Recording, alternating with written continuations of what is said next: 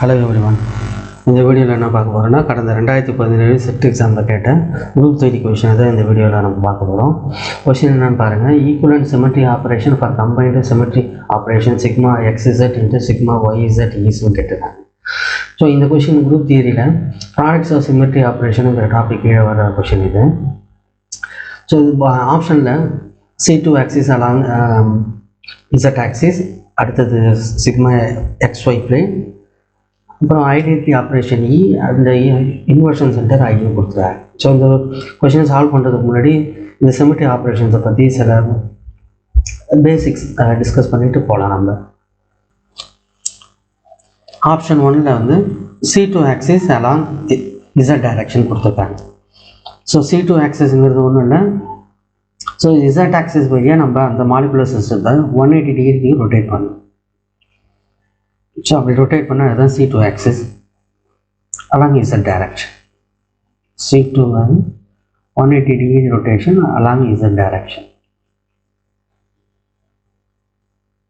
So Z டைரக்ஷனுங்கிறது எப்போதும் ட்ரிவியலாக மாலிகுலர் ஆக்சிஸ் தான் வரும்.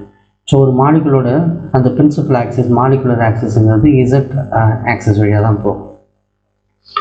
ஓகே, அப்போ எக்ஸ் ஆக்சிஸ் என்னன்னு பார்த்தீங்கன்னா, ஒரு மாலிகுலோட எக்ஸ் ஆக்சிஸ்ன்னு பார்த்தீங்கன்னா, இன்கேஸ் மாலிகுல் வந்து பிளேனாராக இருக்குது அப்படின்னா எக்ஸ் ஆக்சிஸ்ங்கிறது அதே பிளேன்லேயே இருக்கும். அதாவது அந்த மாலிகுலர் பிளேன்லேயே இருக்கும் அந்த எக்ஸ் ஆக்சிஸ். சப்போஸ் வந்து மாலிகுல் வந்து நான் பிளேனராக இருக்குது அப்படின்னா எக்ஸ் ஆக்சிஸ்ங்கிறது எந்த டைரக்ஷனில் இருக்குன்னு பார்த்தீங்கன்னா மாலிகுலுக்கு அந்த மாலிகுலில் மோஸ்ட் ஆஃப் த ஆட்டம் என்ன பிளேனில் இருக்கோ அந்த பிளேன்லேயே வந்து எக்ஸ் ஆக்சிஸ் இருக்கும். So most of the atom வந்து எந்த பிளேனில் இருக்கோ most of the atom so அதே பிளேனில் தான் எக்ஸ் ஆக்சிஸ் இருக்கும். ஸோ அப்போ ரிமைனிங் இருக்குது அந்த ஒய் ஆக்சிஸ் தான். அந்த Y axis X and Z ஆக்சிஸ்க்கு பர்பெண்டிகுலராக, அது உங்களுக்கு நல்லாவே தெரிஞ்சு. ஸோ நெக்ஸ்ட் ஒன்று பார்த்தீங்கன்னா சிக்மா XY மிரர் பிளேன். அதாவது XYங்கிற பிளேனில் நம்ம மிரர் பிளேன் ஆப்ரேஷன் பண்ணோம்னா அதான் சிக்மா XY. ஈங்கிறது identity operation, identity. So identity operation என்னன்னு பார்த்தீங்கன்னா, ஸோ நம்ம அந்த மாலிகுலர் சிஸ்டமில் எந்த ஒரு ஆப்ரேஷனும் நம்ம பர்ஃபார்ம் பண்ண போகிறதே இல்லை. அதை அசைச்சு அப்படியே விட்டுருவோம். நம்ம எந்த ஆப்ரேஷனும் பண்ண போகிறதில்ல. ஸோ அந்த ஆப்ரேஷனுங்கிறது ஐடென்டிட்டி ஆப்ரேஷன். ஐங்கிறது என்னென்னு பார்த்தீங்கன்னா inversion centre, inversion centre. So அந்த மாலிகுலர் சிஸ்டமில் ரெண்டு எக்ஸ்ட்ரீம் எண்டில், அதாவது நேர் 180 டிகிரி ரிலேஷன்ஷிப்பில் ரெண்டு பாயிண்ட்டுக்கு நடுவில் இருக்கக்கூடிய அந்த கனெக்ஷன் இன்வர்ஷன் சென்டர். இப்போ கரெக்டிவ் போடும்போது அது எக்ஸாக்டாக அது இந்த பக்கமும் இது அந்த பக்கமும் அப்படியே நேர் இன்வர்ஸ் ஆனாலும் நம்ம மாலிகுலர் சிஸ்டமில் எந்த சேஞ்சஸுமே இருக்காது ஓவரால். ஸோ அப்படி இருந்தால் அது இன்வர்ஷன் சென்டர் ஐ. ஸோ இன்னும் ஒரு ஆப்ரேஷன் இருக்குது, அதுதான் improper rotation axis SN. So SNங்கிறது இம்ப்ராப்பர் ரொட்டேஷன் ஆக்சிஸ்.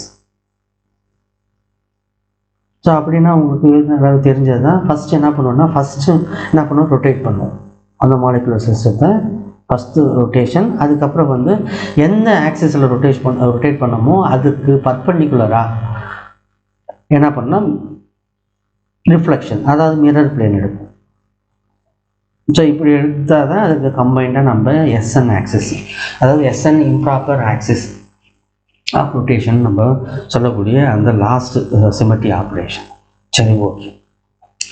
இப்படி different type of symmetry operations இருக்குது. ஆனால் இதில் வந்து நம்மளோட ஐடென்டிட்டி ஈயும் CN அந்த ரொட்டேஷன் ஆக்சிஸ் மட்டும்தான் ப்ராப்பர் சிமெட்ரி ஆப்ரேஷன்.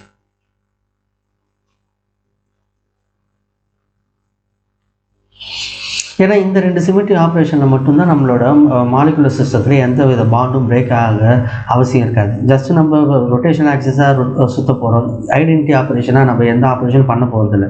ஸோ அங்கே பாண்டுக்கு நடுவில் எந்த வித க்ளீவேஜ் ஏற்பட போகிறதில்ல. ஆனால் நம்மளோட இம்ப்ராப்பர் ஆக்சிஸ் ஆஃப் ரொட்டேஷனாக இருக்கட்டும், இல்லை சிக்மா பிளேனாக இருக்கட்டும், sigma and improper axis of ரொட்டேஷனாக இருக்கட்டும், இங்கே வந்து நம்ம பாண்ட் பிரேக் பண்ணாமல் நம்மளால் இந்த ஆப்ரேஷனை நம்மளால் பண்ண முடியாது. ஸோ அதனால் நம்ம இதை வந்து இம்ப்ராப்பர் சிமெட்ரி ஆப்ரேஷன் சொல்கிறோம். இம்ப்ராப்பர் சிமெட்ரி ஆப்ரேஷன் இது ரெண்டு. ஸோ ஒரு கொஷின் வருது, இது என்ன சிமெட்ரி ஆப்ரேஷனில் ப்ராப்பர் சிமெட்ரி ஆப்ரேஷன் கேட்குறாங்கன்னா ஐடென்டிட்டி அண்ட் இப்போ rotational axis. Improper symmetry operation வரும்போது அது mirror plane and SN improper rotational axis. Okay, so next நம்ம இப்போ கொஷின் சால்வ் பண்ணுவோம். ஸோ கொஷின் என்ன கொடுத்துருக்காங்க, sigma XZ into sigma YZ அதுதானே.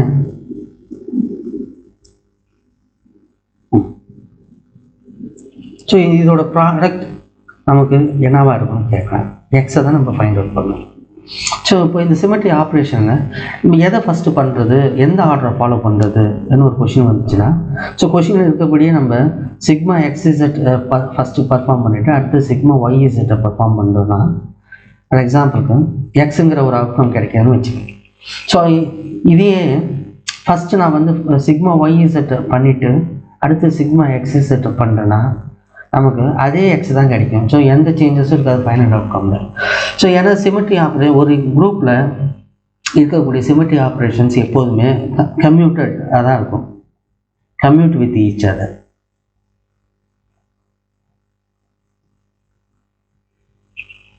ஸோ அப்போ நம்ம எந்த ஆர்டரில் வேணாலும் நம்ம சிமெட்ரி ஆப்ரேஷனை பர்ஃபார்ம் பண்ணிக்கலாம். இப்போ நான் கொஷினில் கொடுத்துருக்கிற அதே ஆர்டரில் நான் சிமெட்ரி ஆப்ரேஷன் பர்ஃபார்ம் பண்ணுறேன். இனிஷியலாக நம்மளோட மாலிகுலர் சிஸ்டம் XYZங்கிற கார்ட்டீசியன் கோஆர்டினேட்ஸில் இருக்குது. ஸோ இதில் ஃபஸ்ட்டு நான் சிமெட்ரி ஆப்ரேஷன் என்ன பண்ண போகிறேன்னா சிக்மா XZ பண்ண போகிறேன். ஸோ சிக்மா பிளேன் எடுக்க போகிறேன். எந்த தளத்துலனா XZங்கிற தளத்தில். ஸோ அப்போது அந்த XZங்கிற தளத்தில் இருக்கக்கூடிய காம்பனண்ட்டு எந்த வித சேஞ்சஸும் ஆயிருக்காது வித் ரெஸ்பெக்ட் டு பொசிஷன், அது இடத்துல தான் இருக்கும். ஸோ இதை தவிர்த்து இதுக்கு பர்பண்டிகுலராக இருக்கக்கூடிய டைரெக்ஷனில் இருக்கக்கூடிய Y ஆக்சிஸில் இருக்கக்கூடிய காம்பனண்ட் தான் நேர் ஆப்போசிட்டாக 180 டிகிரிக்கு இன்வெர்ட் ஆகிக்கும். ஸோ அப்போது எக்ஸுங்கிறது இனிஷியலாக இருந்தது, இந்த நம்ம ஆப்ரேஷன் பர்ஃபார்ம் பண்ணதுக்கப்புறம் நேர் ஆப்போசிட்டாக -Y டைரெக்ஷனுக்கு போயிடும். ஸோ அப்போ எக்ஸுங்கிறது அப்படியே தான் இருக்கும், ஒய்ங்கிறது -Yயாக மாறிடும், இசட்டுங்கிறது அப்படியே தான் இருக்கும். ஸோ ஃபஸ்ட் ஆப்ரேஷன் முடிஞ்சு. ரெண்டாவது அடுத்து சிக்மா YZ பிளேனில் மிரர் இமேஜ் எடுத்தோம்னா YZங்கிற அந்த ஆக்சிஸில் உள்ள அந்த பிளேனில் உள்ள இருக்கக்கூடிய காம்பனண்ட் எதுவுமே எந்த சேஞ்சஸும் ஆகிருக்காது. ஆனால் எக்ஸ் என்னவா மாறிடுனா -Xஆக மாறிடும். ஸோ எக்ஸ் -Xஆக மாறிடும். ஸோ இதுக்கு முன்னாடி இருந்த அந்த -Yங்கிறது அப்படியே தான் இருக்கும், இசட்டுங்கிறதும் அப்படியே தான் இருக்கும். சரி, 2 ஆப்ரேஷன் பண்ணி முடிச்சாச்சு. இப்போது நமக்கு இங்கேருந்து இந்த அவுட்கம் வந்து டைரெக்டாக நமக்கு கிடைக்குன்னா என்ன மாதிரியான ஆப்ரேஷன் பண்ணலான்னா C2ங்கிற சிமெட்ரி ஆப்ரேஷன் அலாங் Z ஆக்சிஸில் பண்ணோம்னா நமக்கு டைரெக்டாகவே இங்கேருந்து நமக்கு இந்த ஃபைனல் அவுட்கம் கிடைச்சிடும். C2 axis along Z direction. So Z axis வழியாக C2 ஆக்சிஸ் 180 டிகிரிக்கு நம்ம ரொட்டேட் பண்ணும்போது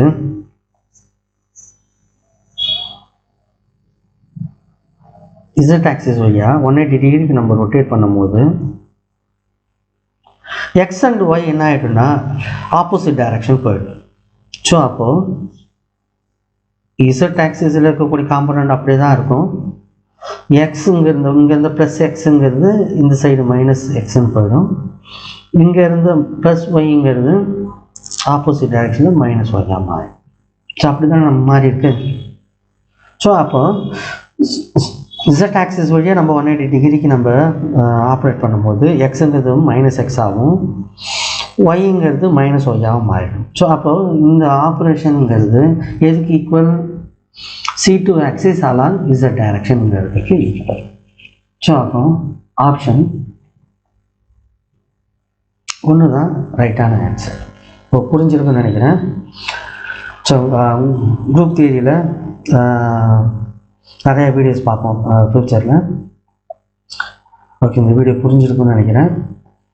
ஸோ நெக்ஸ்ட் வீடியோவில் பார்க்கலாம். தேங்க்யூ.